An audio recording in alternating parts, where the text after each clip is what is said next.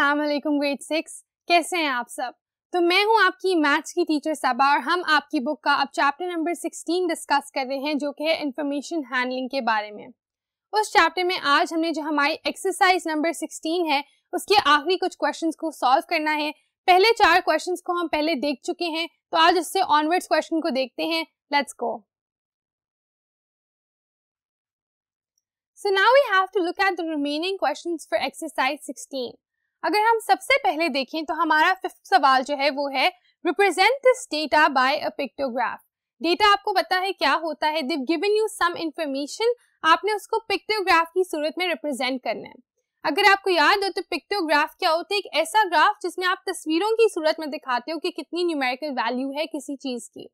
उसके लिए पहला स्टेप ये होता है कि आपने दिखाना है number of cars produced in 2013 20,000, number of cars produced in 2014 30,000, number of cars produced in 2015 40,000। अब आपने इसको ड्राइंग करके बताना है, तो क्या आप 20,000 गाड़ियां ड्रॉ कर सकते हैं या 30,000 या 40,000? आप बिल्कुल भी ड्रॉ नहीं कर सकते। उसका आसान तरीका क्या होता है? आसान तरीका होता है आप एक स्केल बना लें कि जी इस नंबर की वैल्यू जो है वो ये है। जैसा कि यहाँ पर मैंने अपना स्केल लिया है, establish a scale and I am taking my scale to be 1 equals 10,000। तो अगर मैं एक ड्राइंग बनाती हूँ, वो एक ड्राइंग जो है वो 10,000 के बराबर है। इस तरीके से अगर देखा जाए तो 20,000 गाड़ियां मैं 10,000 से डिवाइड करूंगी, जवाब आएगा 2। तो 2 कार्स मैंने ड्रॉ करनी है। एक कार जो है 10,000, 2 कार जो है वो 20,000 कार्स को डेमोन्स्ट्रेट करेंगी। सिमिलरली अगर 30,000 है, 30,000 डिवाइडेड बाय 10,000 3, तो मैं सिर्फ 3 कार्स ड्रॉ करूंगी। एंड फॉर 40,000 डिवाइडेड बाय 10,000 मैं सिर्फ 4 कार्स ड्रॉ करूंगी। तो मैंने क्या करना है, 2, 3 और 4 कार्स को शो करना है और बताना है कि मेरा स्केल जो है दैट इज 1 इक्वल्स टू 10,000। ये किस तरह से मैंने पिक्टोग्राफ में शो किया है, आए चल के देखें। So if you look at the answer now, हमने 10,000 गाड़ियों को शो करने के लिए एक गाड़ी ड्रॉ करनी है, तो मैंने अपने ईयर्स एक साइड पे लिखे हैं 2013, 2014, 2015। 2013 में क्योंकि 20,000 गाड़ियां बनी थी तो मैंने 2 गाड़ियां ड्रॉ की हैं। एक गाड़ी 10,000 गाड़ियों को रिप्रेजेंट कर रही है, तो 2 गाड़ियों का मतलब है 20,000 गाड़ियां। फिर 2014 में क्योंकि 30,000 गाड़ियां बनी है तो मैंने 3 गाड़ियां ड्रॉ की हैं। एक गाड़ी 10,000 गाड़ियों को रिप्रेजेंट कर रही है। एंड सिमिलरली 2015 में कितनी गाड़ियां थी, 40,000, तो उसको हमने 4 कार्स के थ्रू रिप्रेजेंट कर दिया। इस तरह से आपने अपना पिक्टोग्राफ बनाना है। It's very simple, it's very easy. तो ये था क्वेश्चन नंबर 5। और क्वेश्चन नंबर 6 जो है बिल्कुल इसी तरह आपको कुछ डेटा दिया गया है, उसको आपने पिक्टोग्राफ में शो करना है। फिर से आप यही करोगे कि पहले आप स्केल बनाओगे कि एक गाड़ी जो है या एक चीज जो है वो 10 के बराबर है एंड सो ऑन, और फिर आप अपना पिक्टोग्राफ बनाओगे। अब हम देखते हैं क्वेश्चन नंबर 7। इसमें आपने क्या करना है, आपने एक हॉरिजॉन्टल बार ग्राफ ड्रॉ करना है इस डेटा के लिए जो कि है ईयर्स उन्होंने आपको दिए हुए। ये मैंने सिर्फ 12-13 लिखा है, बट दिस इज 2012, 2013, 2014, 2015 एंड 2016। उनमें जो है टीवीज कार्स बन रही हैं इन थाउजेंड्स। 20 कार्स बन रही है 2012 में, 25 2013 में, 30 बन रही है कब, 14 में, एंड देन 2015 में बन रही है 35 एंड सो ऑन, 16 में बन रही है 40। अब यहाँ पर जो कार्स हैं बेसिकली थाउजेंड्स में रिप्रेजेंट हुई हैं। तो 20 का मतलब क्या है, 20 का मतलब है 20,000, so 25 का मतलब है 25,000, 30 का मतलब है 30,000 एंड सो ऑन, क्योंकि उन्होंने बताया हुआ हर चीज 1000 की वैल्यूज में है। हॉरिजॉन्टल बार ग्राफ में हम करते ये हैं कि हमने अपने बार्स इस तरह से बनाने हैं, they go from left to right. तो if you look at it, हमने अपने ईयर्स एक साइड पे लिख दिए। यहाँ पे आप बता भी सकते हो कि these are your years and then these are your amount of numbers in thousands, right. तो ये बताना जरूरी है कि यहाँ पर जो लिखा हुआ है वो थाउजेंड्स में है। 20 का मतलब 20 नहीं, 20,000 है। So in this way we start. अब हमने सबसे पहले बताना था 2012 में कितनी गाड़ियां हैं, 20, तो हमने 20 पे आके मार्क कर दिया और एक बार ड्रॉ कर लिया। फिर 2013 में 25 थी तो हमने यहाँ पर एक बार ड्रॉ कर लिया और फिर से इधर से पूरी लाइन ड्रॉ कर ली। फिर हमारे पास कितनी गाड़ियां हैं 2014 में, 30,000, तो 30 से आप एक बार लेके जाएंगे and you will draw it up till 2014। 2015 में 35, तो 35 यहाँ पर है, तो लिहाजा हम यहाँ से ऊपर जाते जाते इधर एक बार ग्राफ ड्रॉ कर देंगे।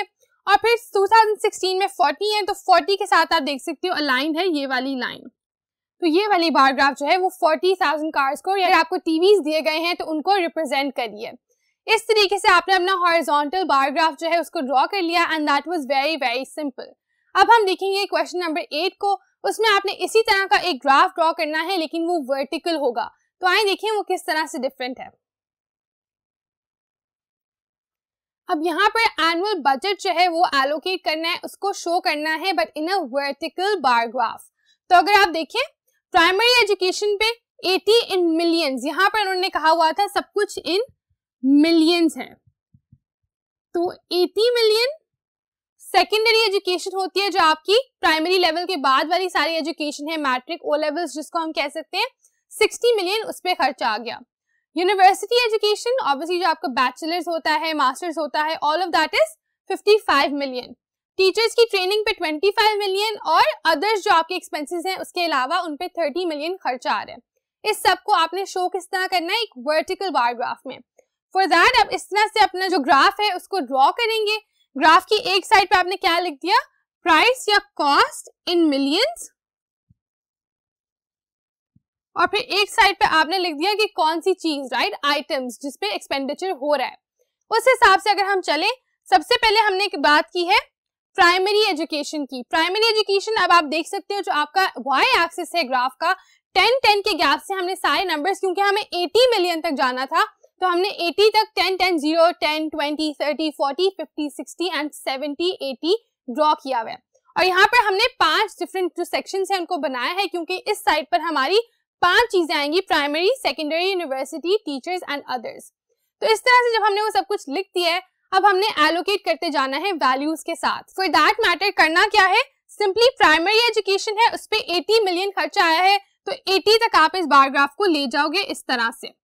सेकेंडरी एजुकेशन पे 60, तो 60 पर आपका बार ग्राफ ड्रॉ हो गया।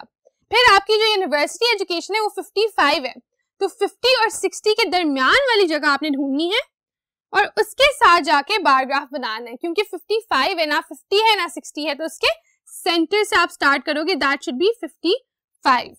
नेक्स्ट हमने करना है, अब देखना है कि हमारे टीचर्स ट्रेनिंग पे कितना खर्चा आया है, 25 मिलियन। अगेन 20 और 30 के दरमियान से शुरू करें, go and connect it and you will put a bar graph right here because 25 million उसका खर्चा है, ना 20 ना 30, उसके सेंटर में 25।